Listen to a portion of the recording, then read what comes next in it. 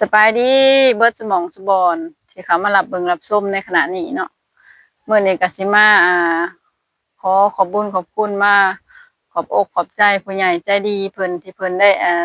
ช่วยเหลืออุปถัมภ์ค้ำสู้สะโบเนาะหลังจากที่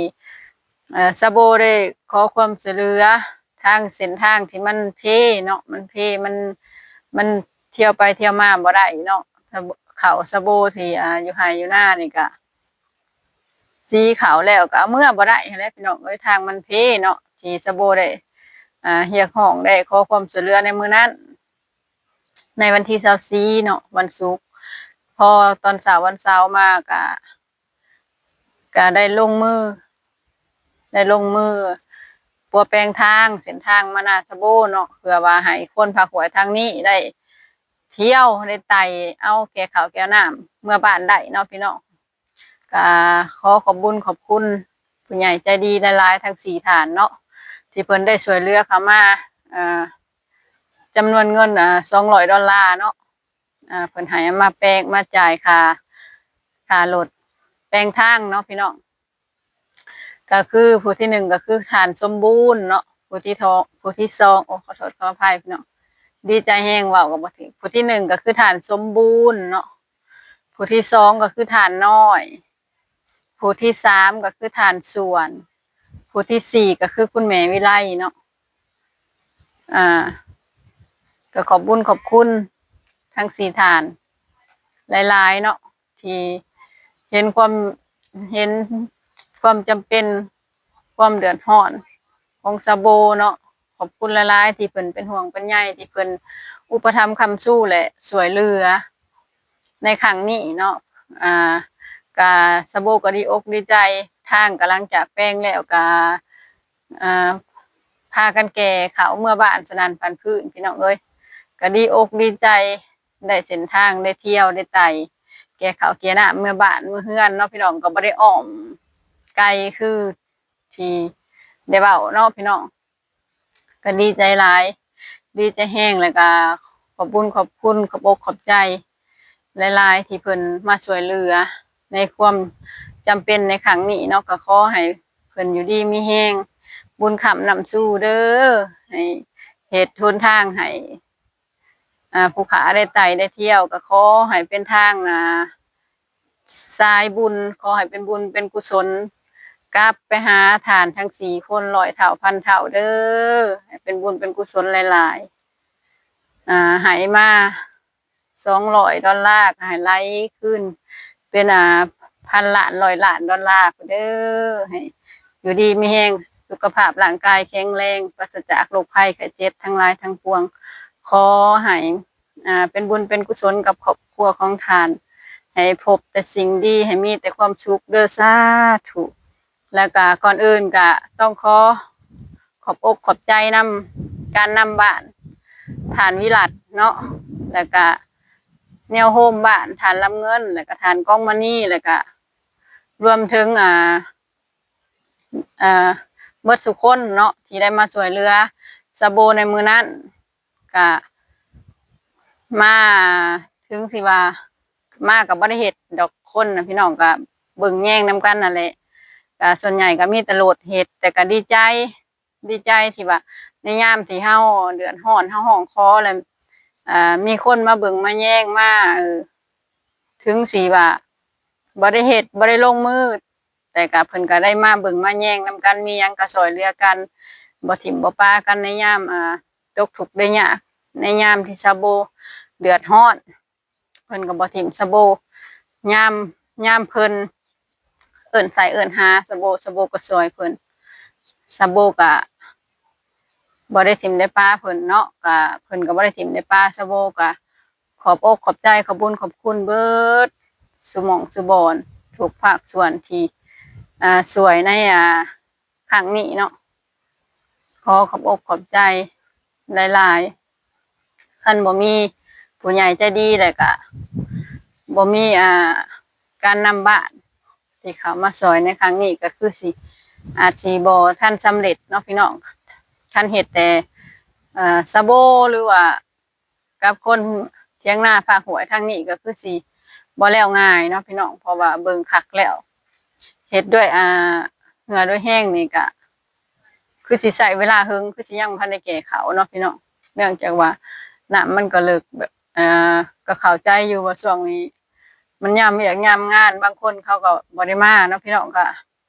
ส่ำเห็นในคลิปนั่นแหละเนาะผู้ใดมาบ่มาก็เพราะว่าไผก็มีภาระครอบครัวคือว่าหั่นแหละแต่ว่าคนเฮาสิเบิ่งกันยามใดเนาะคันบ่เบิ่งกันยามจำเป็นยามนี้เนาะคันเว้าเรื่องมีเวียกไผก็มีเวียกเบิดสู่ครอบครัวเนาะพี่น้องแต่ก็บ่เป็นหยังผู้ใดมาก็ขอบอกขอบใจขอให้ซุมเจ้าบุญคำนำสู้เนาะให้อยู่ดีมีแรงผู้ใดมาสวยมาสู้ก็ดีก็ดีอกดีใจหลายในครั้งนี้เนาะพี่น้องตอนนี้ข่อยก็แก่ข้าวเมื่อบ้านพี่น้องเอ้ยตอนนี้สะโบก็แก่ข้าวแก่น้ำเมื่อบ้านแล้วอีกเที่ยวหนึ่งก็แล้วเนาะพี่น้องก็สบายบัดนี้ก็สิบ่ได้ห่วงข้าวปานใดแต่ก็หากะไปไสก็ห่วงข้าวห่วงน้ำเพราะว่าซีเป็นกระสอบแล้วเอาไว้ใต้ทุนใต้เถียงนาเนาะพี่น้องเพราะว่ามันเอาเมื่อบ่ได้เส้นทางสิอ้อมไปมันก็ไกลมันก็ลำบากบางคนก็หลดตายกลางโคกก็มีเนาะพี่น้องแต่ว่ามันก็จำเป็นบางคนก็นี่คือซาโบผัดบ่จักยากร้านนี่ยากพอนี่มันก็เส้นทางมันก็ไกลบัดนี้เพื่อสิโง่มาอีกมันก็คือว่าความยุ่งยากมันภาระมันหลายเนาะพี่น้องมันก็บ่ได้สะดวกปานนั้นแต่สำหรับคนที่เขาบ่มีภาระบ่มีลูกมีเต้าเขาอาจสิเฮิงก็เขาก็แบบมามันยามใดก็ได้มันบ่มีลูกมีเต้าเขาบ่ยากนะแต่ว่าทั้งสะโบนี่ยากแฮงพี่น้องเอ้ยยากแฮงหลานก็2คนให้สวดๆอยู่ก็คือว่าแนวพี่น้องก็ดีอกดีใจหลายก็บ่คิดบ่ฝันว่าเพิ่นสิมาช่วยเหลือสะโบก็ดีใจหลายๆทำอิฐก็สะโบก็แล่นไปหาผู้ใหญ่บ้านแล้วก็แล่นไปหาแนวโฮมบ้านแล้วก็ท่านกองมานี่เนาะก็ว่าสิเพิ่นก็เว้ากันว่าให้ทางหน้าสะโบนี่มีจักเที่ยงแหละเก็บเงินกันได้เท่าใดแล้วก็จังมาว่ามันขาดเท่าใดแล้วเพิ่นสิเอาเงินรวมซอยแต่ก็สุดท้ายก็มีผู้ใหญ่ใจดียื่นมือเข้ามาช่วยสะโบเนาะก็ดีใจหลายแล้วก็อย่างน้อยเฮาก็บ่ได้รบกวนบ้านบ่ได้เอาเงินรวมออกมาใช้เนาะพี่น้องเนาะก็ไว้ให้เพิ่นใช้จ่ายยามจำเป็นเนาะพี่น้องก็ดีใจที่ผู้ใหญ่ใจดีทั้ง4ท่านมาช่วยเหลือก็ขอบคุณหลายๆ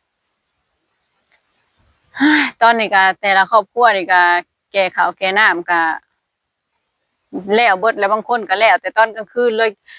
แปลงทางแล้วก็แก่กันเลยกลางคืนก็แก่เลยโอ้ยผู้ใดก็แบบว่าตุนข้าวไว้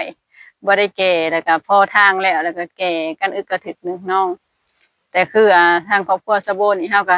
ก็แก่มื้อนี้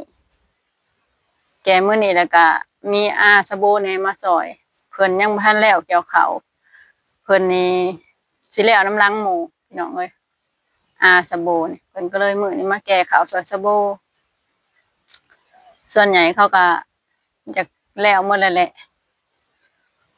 เพราะว่าบางคนก็แก่ลัดทางพุ่นก็ดีอกดีใจเนาะพี่น้องได้เส้นทางเที่ยวไร่เที่ยวนาก็สะดวกสบายมื้อนี้สะโบก็ได้ขี่รถออกมาหน้าได้พี่น้องเอ้ยบ่ได้ย่างคือแต่เก่าเนาะแต่เก่าซ้ำมวยกับพ่อลูกแฝดก็อุ้มลูกปีนหวยปีนห้องบัดนี้ก็ได้ขี่รถ2มื้อแล้วมื้อวานนี่กับมื้อนี้สะโบก็มามื้อนี้สะโบก็ได้ขี่รถเนาะ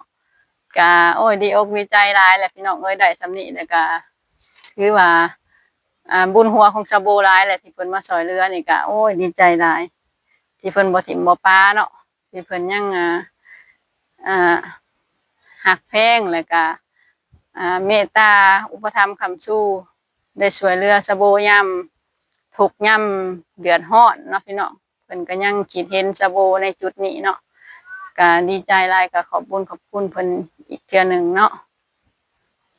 มาฮอดนี้สะโบก็สิได้อำลาพระจากพ่อแม่พี่น้องมื้อทุกท่านที่ ที่เขามารับเบิ่งรับชมในคลิปนี้เนาะก็ขอให้ทั้งสี่ฐานเนาะรวมไปถึงการนำบ้านหรือว่าแนวโฮมบ้านที่ได้เข้ามาช่วยเหลือซาโบในครั้งนี้ก็ขอให้ทุกท่านมีแต่สุขภาพร่างกายแข็งแรงปราศจากโรคภัยไข้เจ็บทั้งหลายทั้งปวงคลิปนี้ซาโบขอจบลงเพียงเท่านี้พอกันใหม่คลิปหน้าพี่น้องสบายดี